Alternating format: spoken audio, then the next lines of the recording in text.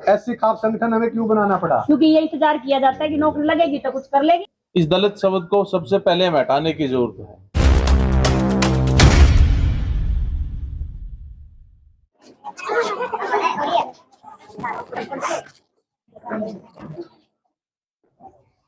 आपको बताना चाहेंगे कि एससी खाप संगठन हमें क्यों बनाना पड़ा। एससी खाप का मुख्य उद्देश्य क्या है कि जो हमारे गांव के अंदर बच्चे जो पढ़ते हैं, जो 10वीं और 12वीं में और कक्षाओं में प्रथम, दूसरे स्थान पर, तीसरे स्थान पर आते हैं, तो हम उन बच्चों को गांव-गांव में जाकर सम्मानित करते हैं।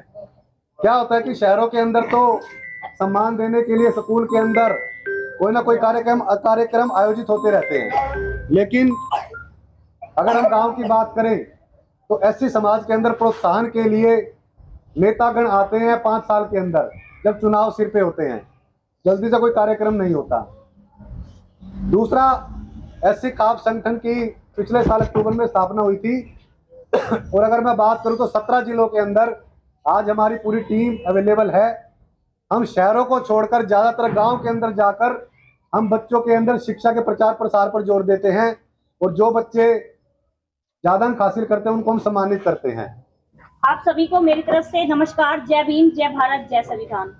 मैं आप लोगों को बताना चाहती हूँ कि आज तक अगर हमारे समाज का पिछड़ने का अगर कोई कारण था तो वो यही था कि हमने शिक्षा को कभी महत्व नहीं दिया। हमने केवल डिग्री प्राप्त करी और अपने घर के अलमारी में रख ली।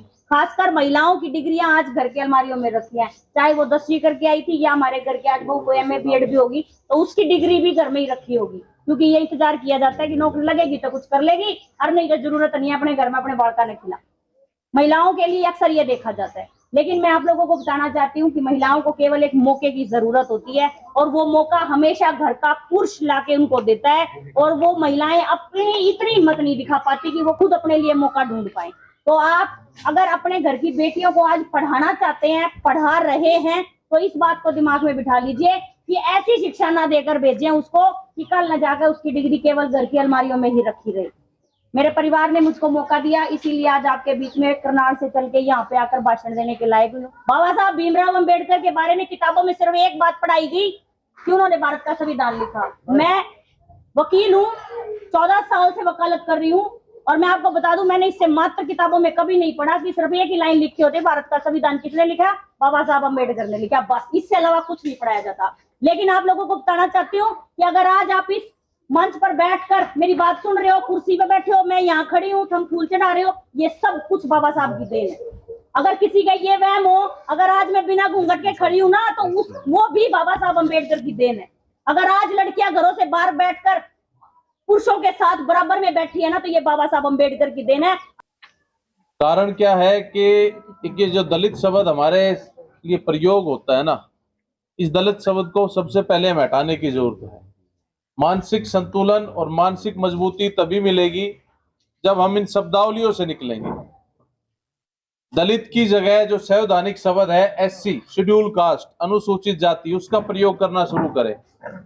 अक्सर देखा जाता है कि आजकल एक ट्रेंड चला हुआ है कि हम अपने नाम के पीछे द ग्रेट चमार, वाल्मीकि, धानक, बेडकोट, कापड़िया, सहसी ये लिखना शुरू कर दिया है।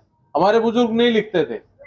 हमारे बुजुर्ग या तो ये कहते थे कि भाई हम दलित समाज से हैं, या हरिजन शब्द कहते थे, या SC कहते थे, परंतु आज के युवा साथियों ने लिखना शुरू कर दिया है, जिससे ये प्रतीत होता है कि जो बाबा साहब भीमराव अंबेडकर जी ने कल्पना की थी ना कि इन सभी जातियों को खत्म किया जाए, हम उस रास्ते से कहीं ना कहीं भटक गए हैं।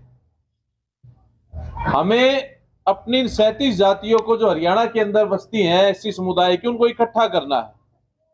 आपको शायद मालूम ना हो कि पूरे प्रदेश की 3 करोड़ के करीब पॉपुलेशन है और 3 करोड़ की जनसंख्या का तीसरा हिस्सा SC समुदाय के लोगों का है।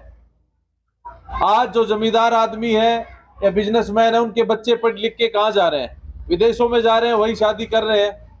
और हमारे लोग क्या कर रहे हैं? बेटे की चाहत में बेटियां पैदा हो रही हैं, तो जनसंख्या तो हमारी बढ़ रही है ना, और हम सोचते हैं कि हमारी जनसंख्या कम है। कोई भी राजनीतिक पार्टी का लीडर हमें आके ये नहीं बताता कि आप लोगों की जनसंख्या इतनी है।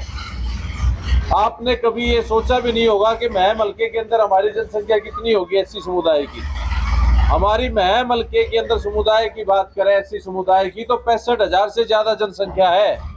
अगर इस 65,000 की जनसंख्या को आप इकट्ठा कर लें, गांव गांव जाके मुहिम चलाएं कि हमें अपने पूरे समाज को संगठित करना है और अपने व्यक्ति को आगे लेके आना है, तो आप मुझे विचार करके बताइए कि आपका नेता नहीं बन सकता? क्या आपकी बेटी, आपका युवा साथी या कोई अच्छा रिटायर्ड पर्सन अच्छी सर्विस से, क्या हमारे समुदाय का व्यक्ति नेता बन सकता है या नहीं बन सकता है? मैम, जो ऐसी खास है आप उसके बारे में क्या बताना चाहेंगे? मतलब हमने एक सामाजिक संगठन बनाया है और एक महापंचायत बनाई है, जिसके द्वारा हम अपने पूरे प्रदेश भर में अपने गांव-गांव जाकर बच्चों को सम्मानित कर रहे हैं और अपने लोगों की समस्याओं को सुलझाने का प्रयास करते हैं और उनके साथ जो आए दिन जातिवाद होता है उसको हम रोकना चाहते हैं। सर, आप जो ऐसी खास है वो कब से चल रहा है? एससी खाप का गठन 3 अक्टूबर 2021 को हुआ था और 1 अक्टूबर को एससी खाप का पहला स्थापना दिवस मनाया जाएगा करनाल के अंदर, और पूरे प्रदेश भर की साइकिल यात्रा की भी शुरुआत होगी, जिसमें हम अपने पूरे समाज को जोड़ना चाहते हैं। और जो लोग हमें दलित कहते हैं, जो हमें गरीब और पिछड़ा हुआ कहते हैं, उनको ये संदेश देना चाहेंगे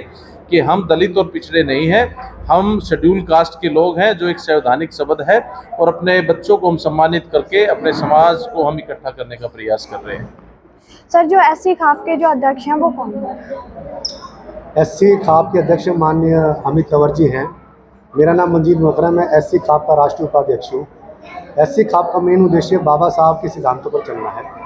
बाबा साहब के सिद्धांत क्या कि शिक्षित बनो, संघर्ष करो, संगठित रहो। हम गांव-गांव जाकर बच्चों को सम्मानित करते हैं और एससी खाप का मेन उद्देश्य है कि एससी की जितनी भी जातियां हैं या उपजातियां हैं 37, उन सब जातियों को एक मंच पर लाने का प्रयास किया गया है। जब हम सब एक मंच पर आ जाएंगे तो हम संगठित हो जाएंगे और गांव के अंदर जो दबंग अत्याचार करते हैं, या अभी ताज़ा जो आपने सुना होगा इंद्र कुमार मेघवाल की हत्या की गई, इस तरह की जातिवादी मानसिकता घटनाएं दोबारा ना हो, इसलिए हरियाणा प्रदेश में एससी खाप का गठन किया गया है। और अक्टूबर के अंदर हमारी पूरे हरियाणा के अंदर साइकिल यात्रा की जाएगी और हम चाहते हैं कि साइकिल यात्रा के अंदर जो भी हमें सुन पा रहे हैं वो ज़्यादा से ज़्यादा इस यात्रा में शामिल हो और समाज को जागरूक करने का कार्य करें। धन्यवाद। जय हिंद।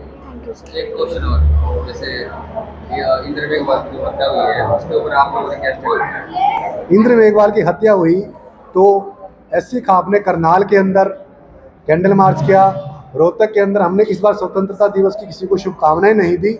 इस बार हमने स्वतंत्रता दिवस का जिस तरह से सरकारें कह रही थी अमृत महोत्सव, हमने उसको एज ए मृत महोत्सव मनाया है। और शाम को हमने रोहतक अम्बेडकर चौक पर भी कैंडल लाइट लाई। आज दादरी के अंदर भी प्रदर्शन है, हमारे साथी वहाँ भी पहुँचे हुए हैं और जालौर के अंदर भी हमारी टीम पहुँची हुई थी। तो हम ये चाहते हैं राजस्थान की जो गहलोत सरकार है उससे हम ये आपके मीडिया के माध्यम से कहना चाहते हैं, जब कन्हैया लाल जैसे आदमी की मृत्यु होती है तो वो सरकार उसे 50 लाख का मुआवजा देती है और हमारे बच्चे को 5 लाख। इससे गहलोत सरकार की साफ साफ जातिवादी मानसिकता प्रतीत होती है। अगर उनको न्याय ही देना है, जिस शिक्षक ने उसकी हत्या की है उसके सारा भत्ते और जितने भी उसको रिटायरमेंट का पैसा इस बच्चे को दी जानी चाहिए।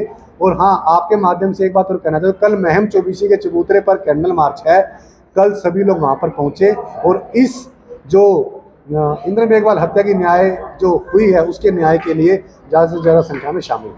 ठीक, धन्यवाद।